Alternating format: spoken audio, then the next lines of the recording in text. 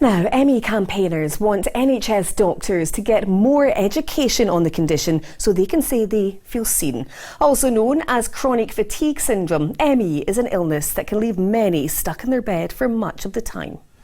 ME Action Scotland are calling for £6 million to be a ring fence for those living with the condition, as Ivana Holland reports.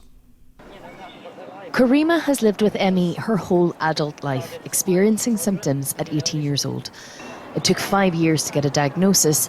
She feels like doctors need to listen and to believe patients more. It is so important for the medical profession to see us and understand us. One, because lots of us are hidden. So many people are either too unwell to get to the doctor, they need a phone consultation or a home visit, or they're fearful of going to the doctor because of the stigma they've experienced.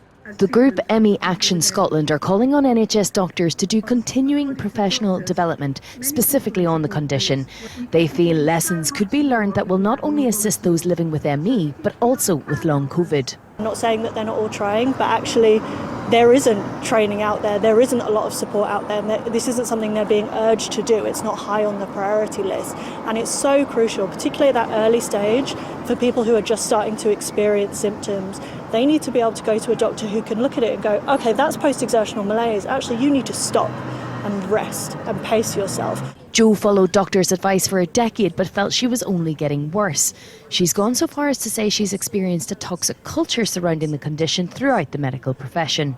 I understand that they are overworked and they are underfunded, and really you're lucky if you'll meet a doctor who's even had an hour's training on ME. But when you go into a doctor's office with any sort of self-education on your condition, that is taken almost as an affront to their time in medical school. The Scottish Government said in a statement, it's incredibly important for us to listen to stakeholders about what changes would be most impactful. Funding was provided for Action ME and partners to share online learning modules.